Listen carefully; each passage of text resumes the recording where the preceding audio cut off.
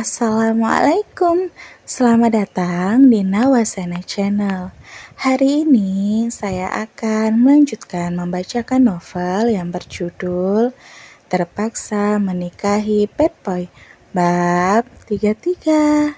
Jangan lupa di like, komen, dan subscribe ya. Selamat menikmati. Lama-lama Melisa merasa hampa. Sebelumnya dia selalu dibucini oleh dua lelaki badas yang bersaing merebutkannya selama bertahun-tahun. Sekarang, baik Zahran maupun Nares, tak ada satupun yang mengusik hari-harinya. Nares kemana ya? Udah beberapa hari ini dia nggak ngerecokin aku. Gumamnya kesal. Melisa hanya rebahan manja di atas kasur nyaman di ruang kamar dengan desain estetik itu.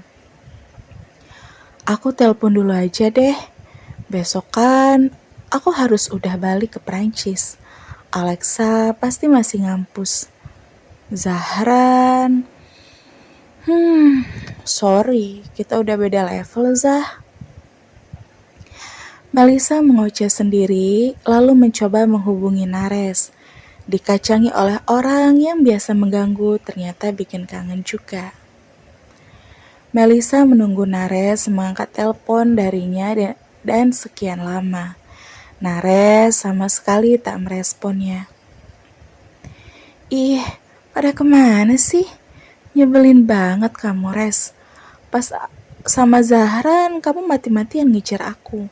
Sekarang aku udah free begini, kamu malah pelan-pelan ngilang layak pelangi.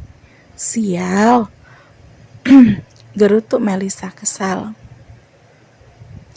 Dia tak tahu kalau Nares juga sedang kembali mengejar apa yang dimiliki Zahran. Harusnya Melisa sadar kalau selama ini yang Nares rasakan bukanlah cinta, melainkan obsesi untuk selalu mematahkan setiap kebahagiaan yang Zahran miliki. Seperti biasa, Zahran sedang sibuk di bengkel. Mendadak Wolfgang dikunjungi banyak konsumen perempuan. Mereka pada genit, ingin diservis oleh Zahran, berharap mendapatkan bonus senyum manis dari sang mekanik. Gary muncul dari belakang bengkel dengan handphone di telinga kanannya. Dia seperti sedang berbincang dengan seseorang, kelihatannya serius sekali. Iya om, ucap Gary lalu mendekat pada Zahran. Selanjutnya Gary memberikan handphonenya pada Zah lalu berbisik. Bokap lo nih. Bokap. Zahran sama sekali tak antusias. Dia tak ingin berbincang dengan papanya walau hanya via telepon. Zahran merasa masih butuh waktu beberapa saat lagi sampai hatinya bisa bersahabat dengan kehancuran rumah tangga orang tuanya. Zah, ngobrol dulu bentar. Desak Gary semakin mendekatkan handphone itu pada Zah. Zahran tetap diam, fokus pada pekerjaannya. Sampai suara Ilham Prayoga terdengar oleh telinganya. Zah, ini Papa. Pick up the phone and let's talk. Papa mau bicara penting sama kamu.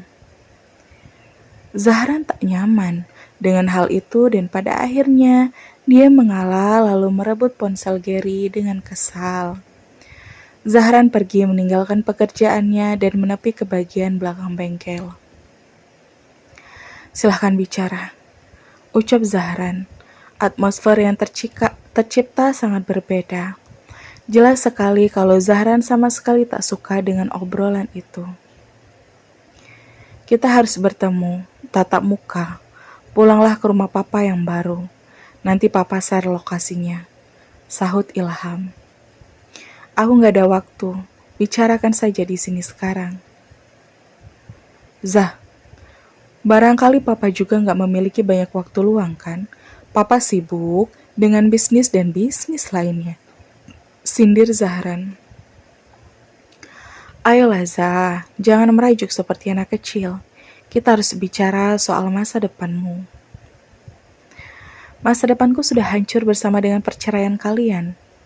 Pah, Papa pikir tekanan yang aku alami ini cuma omong kosong begitu. Kalian bercerai dan urusan kalian selesai. But how about me? Kalian anggap aku patung. Tapi tenang saja. Aku sudah menentukan kehidupan baruku sendiri sekarang. Kita jalani saja hidup kita masing-masing. Papa dengan hidup baru papa, mama dengan hidup baru mama, dan aku dengan kehidupan baruku sendiri. Zahran meluapkan semuanya. Zahran yang terkenal pendiam dan tertutup, kali ini begitu puas meluapkan isi hatinya kepada sang papa. Masalah perceraian orang tua memang dianggap sepele oleh sebagian orang. Tapi bagi Zahran, pertengkaran dan perceraian orang tua adalah sebuah kegagalan terbesar di dalam hidupnya. Zahran merasa tak memiliki rumah lagi untuk pulang. Baiklah Zah, sorry, maafkan papa. Maafkan papa karena terlampau egois selama ini. But somehow, kamu adalah satu-satunya harapan papa. Jadi, tolong pulanglah ke rumah.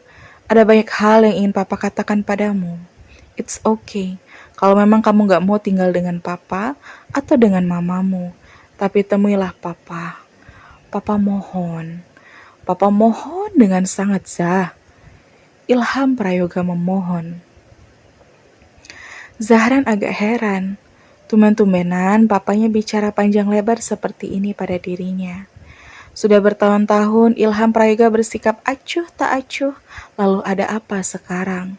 Kenapa papanya begitu memohon untuk bertemu? Zah, papa mohon. Ilham masih memohon. Apakah Zahran akan menemui papanya? Mirna dan Aira tak jemu menemani Shanum yang sedang cedera. Mereka juga turut memberi perawatan ringan untuk sang besti terhadap lukanya segera sembuh. Biasanya Abang Zah pulang jam berapa, Num? Tanya Aira sembari mengompres pergelangan kaki Shanum. Harusnya sih jam segini udah pulang. Kayaknya bengkel lagi rame deh, jawab Shanum. Ada rasa cemas karena Zahran belum pulang, tapi kemudian dia berusaha untuk tetap berpikir positif. Sementara Mirna baru selesai melaksanakan sholat maghrib, kemudian memakaikan kain mukena itu pada Shanum yang sejak kemarin hanya bisa melaksanakan ibadah dengan gerak terbatas. Sambil duduk di atas kasur dengan kaki selonjoran, sementara saat mengambil wudhu, kedua besti siap mendampingi. Kamu sholat dulu deh, kita nunggu di luar kamar ya, sambil masak mie buat kamu, kata Aira lalu membereskan kompresan esnya. Oke, besti-besti terbaik, makasih banget ya, kalian benar-benar full nemenin aku hari ini. Sama-sama, say. Mirna dan Aira meninggalkan Shanum di dalam kamar untuk melaksanakan sholat wajibnya. Sebagai gadis yang selalu berusaha menanamkan nilai agama dalam kesehariannya. Shanum selalu mengingat kewajibannya sebagai makhluk Tuhan, bagaimanapun keadaannya. Selesai sholat, Shanum lanjut berdoa. Dia memanjatkan banyak harapan, terutama untuk kisah barunya dengan Zahran. Ya Allah, bolehkah aku meminta? Aku ingin dia yang jadi jodohku. Semoga memang dialah jodohku. Itulah sepenggal doa yang Shanum panjatkan saat ini. Setelah selesai, Shanum merapikan kembali kain mukenanya. Lalu dia menggerakkan tangan kanan dengan hati-hati. Shanum ingin segera pulih. Menjadi orang sakit yang hanya berbaring seharian seperti ini sungguh sangat tidak nyaman. Kok Bang Zah belum pulang juga ya? Bikin cemas saja, gumamnya kemudian. Shanum benar-benar heran, karena selama ini Zahran hampir selalu pulang tepat waktu, kecuali saat mengejar cinta Melisa waktu itu. Ternyata keterlambatan Zahran disebabkan karena pada akhirnya Zahran menuruti permohonan sang papa. Zahran hanya penasaran saja apa yang sebenarnya ingin dibicarakan oleh Ilham sampai tadi dia memohon-mohon pada Zahran. Zahran masuk ke dalam sebuah pondok super megah yang diketahui sebagai hunian baru papanya. Satpam yang berjaga di depan gerbang adalah satpam di rumah yang lama sehingga saat Zahran datang, dia langsung menyambut dengan hangat. Den Zahran, apa kabar Den? Udah lama ya kita nggak ketemu. Sapa satpam itu. Satpam yang sudah mengabdikan hidup untuk Ilham Prayoga selama 20 tahun lebih. Namanya Rahmat, biasa dipanggil Pak Mamat oleh Zahran. Baik Pak, Papa udah pulang kantor kan? Tanya Zah tak lekas melanjutkan perjalanan. Dia masih menginjak pedal rem di dekat gerbang besar itu. Sudah Den, silahkan. Pacarnya ada di dalam. Tanya Zahra dengan nada sinis sekarang. Oh, Bu Mona. Kurang tahu Den. Saya kurang tahu Den. Zahran berharap tak ada Mona di dalam sana. Tak mendapat jawaban pasti. Zahran lanjut melaju ke halaman rumah yang super besar itu. Zahran memarkirkan mobilnya dan langsung saja masuk ke dalamnya. Tanpa memencet bel atau mengetuk pintu, Zahran langsung masuk saja ke dalam rumah. Dia disambut dengan adegan mesra Ilham dan Mona yang sedang asik bercanda, sembari sesekali bercumbu di ruangan utama rumah. Zahran menahan langkah. Dia menyesal melihat adegan yang ia anggap menjijikan itu.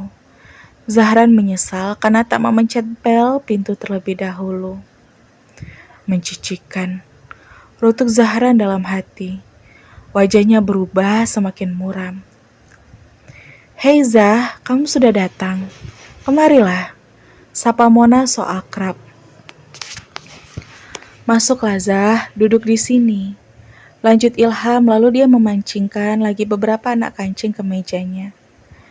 Apakah mereka benar-benar dimabuk asmara, sampai ruangan utama rumah pun dijadikan tempat untuk saling bercumbu. Benar-benar mencicikan, pikir Zahran. Dia merasa papanya benar-benar sudah semakin terjerat cinta baby sugarnya itu. Aku cuma mau bicara berdua saja sama papa. So, tolong suruh dia pulang, kata Zahran memberi syarat. Wah, kamu kasar sekali, Zah, protes Mona. Sudahlah, Mona, pergilah. Aku harus bicara empat mata dengan putraku, kata Ilham. Bicarakan juga soal rencana pernikahan kita. Minta dia untuk menyetujuinya, sayang. Pinta Mona dengan manja. Ya. Lihat saja nanti. Zahran tetap berdiri di tempat semula. Dia tak ingin masuk lebih jauh ke dalam rumah papanya sebelum Mona pergi. Mona pun mengalah lalu mengemasi tasnya. Setelah itu dia berpamitan dengan sebuah kecupan mesra pada Ilham, membuat Zahran semakin dan semakin muak. Mona beranjak, dan saat hendak berpapasan dengan Zahran, Mona berhenti sejenak, tersenyum sinis, dan berkata, Sampai jumpa lagi Zah. Sepertinya nanti kita akan lebih sering bertemu, ucapnya pelan. Zahran tak terlalu menanggapi. Sikap Mona amat sangat memuakkan. Setelah Mona pergi, Zahran duduk bersama Ilham. Zahran sangat tidak nyaman. Selesai bicara, dia akan segera kembali ke rumah istrinya. Pekan ini Papa akan merombak jajaran direksi perusahaan. Papa harap kamu akan menjadi salah satunya. Berlatih sebelum kamu menempati kursi CEO beberapa tahun lagi. Ilham memulai dengan obrolan yang berat. Dia menyulut cerutu favoritnya dan bicara santai dengan putra sematawayangnya. Tapi sebelumnya, kamu harus menyelesaikan studi di luar negeri. Zah, setidaknya 6 bulan. Sampai kamu dapat bekal penting sebelum masuk ke dalam perusahaan. Kamu mengerti kan? Lanjut Ilham, dan itu masih belum berhasil menarik minat Zahran.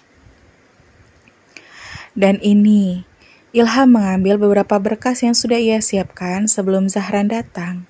Ilham menyodorkan dokumen-dokumen itu ke hadapan Zahran. Itu dokumen-dokumen penting, semua aset yang sudah papa patenkan atas namamu. Simpanlah sebelum mamamu mencurinya, lalu memberikannya pada kekasih berondongnya itu. Zahran sama sekali tak memeriksa dokumen-dokumen itu. Aset senilai ratusan miliar tak lantas membuatnya merasa tergiur. Sudah selesai? Tanya Zahran dengan entengnya. Besok kita bicara lagi. Kamu pasti lelah. Pergilah ke kamarmu. Bebas pilih kamar yang mana saja, kata Ilham. Aku harus pulang, kata Zahran. Pulang? Pulang kemana? Pada istriku, tegas Zahran. Jawaban itu membuat mata Ilham Prayoga terbelalak kaget. Apakah Ilham Prayoga akan menerima dan mengakui pengakuan Zahran jika dia tahu kalau Shenum hanyalah anak pungut seorang pedagang kaki lima? Apakah Ilham juga akan menerima sebagai menantu yang sah? Dan bersambung. Sampai ketemu di bab selanjutnya ya. Wassalamualaikum.